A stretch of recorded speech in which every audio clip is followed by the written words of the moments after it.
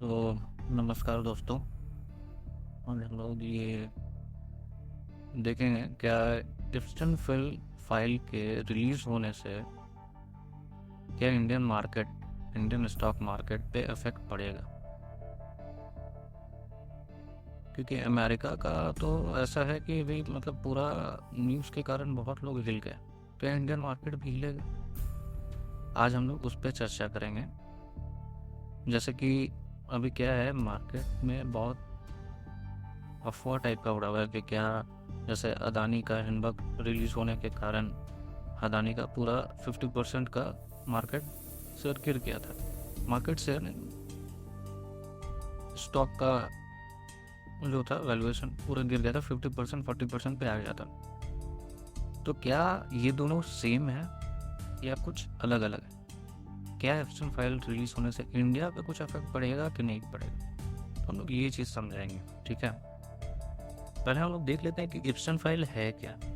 ठीक है, तो एक जेफरी एप्सन नाम का एक बंदा है जो फाइनेंसर था। वो क्या है कि सेक्स ट्रैफिकिंग और अब्यूज़ केस में एक्यूज था। ठीक है, ये आज का बात नहीं है, पुराना ही बात है।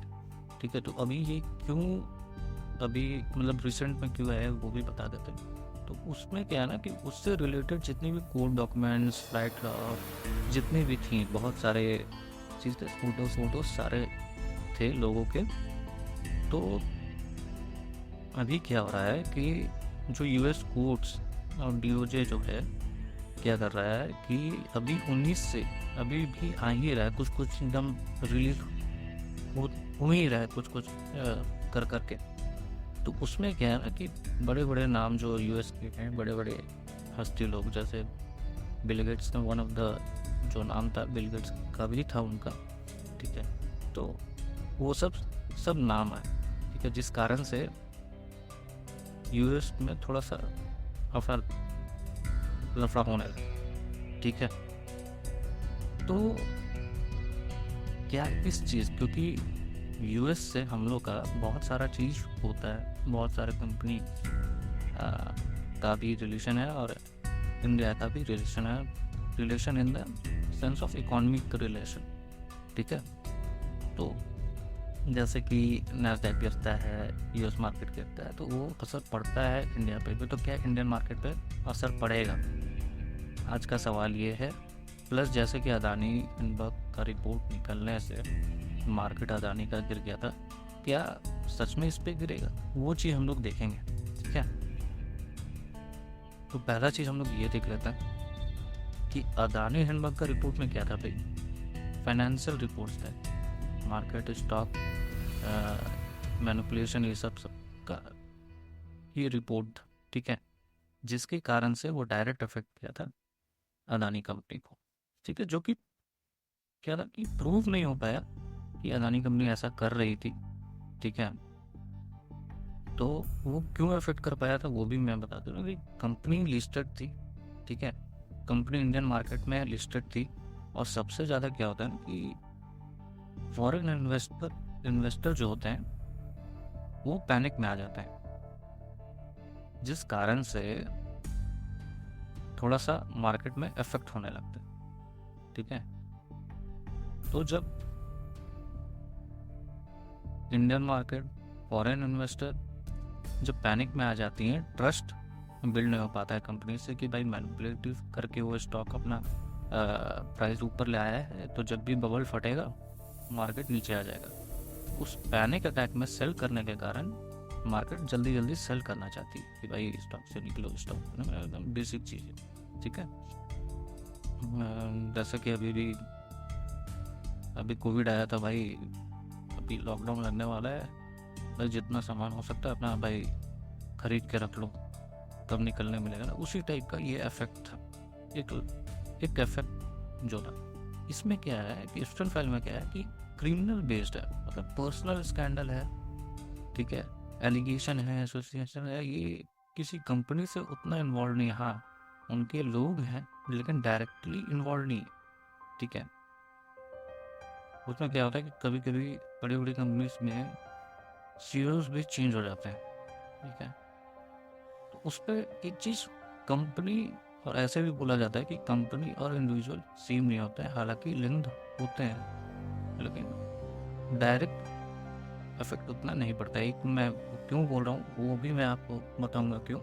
ठीक है, जैसे कि ये हम लोग देख देते हैं, जैसे बिल गेट्स सर का नाम आ रहा था।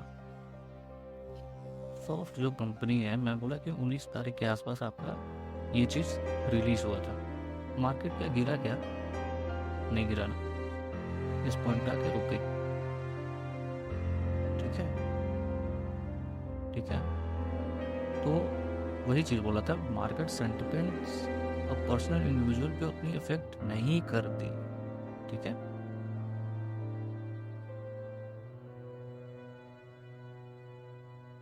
ठीक है।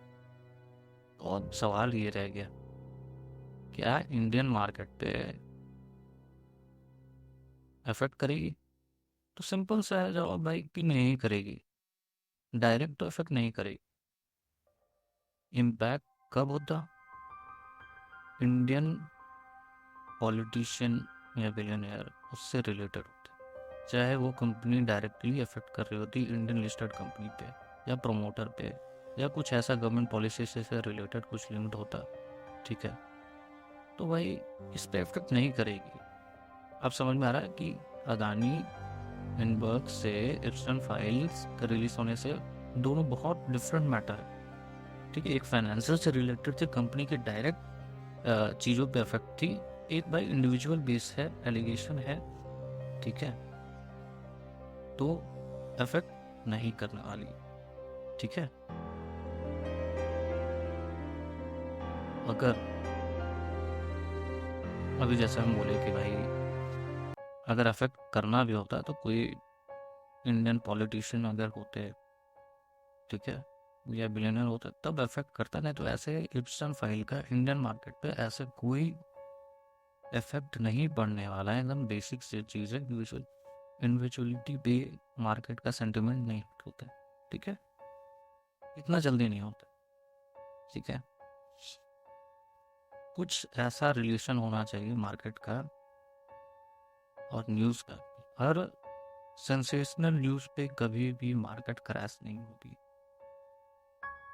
फैक्ट्स पे होगी। ठीक है, ठीक है। जो डायरेक्ट अफेक्ट करेगी हर चीज़ को, उस पर अफेक्ट करेगी। ठीक है, तो बस यही चीज़ है कि आज बेसिक चीज़ यही सारा चीज़ है कि यही वीडियो था, यहीं तक का था। जैसे कि अभी बहुत सारे चीज़ हो रहे हैं, Aravalli hills uranium law. Aravalli hills पे तो अभी मतलब न्यू लीज नहीं दे रहा है, गवर्नमेंट अभी मना किए हैं।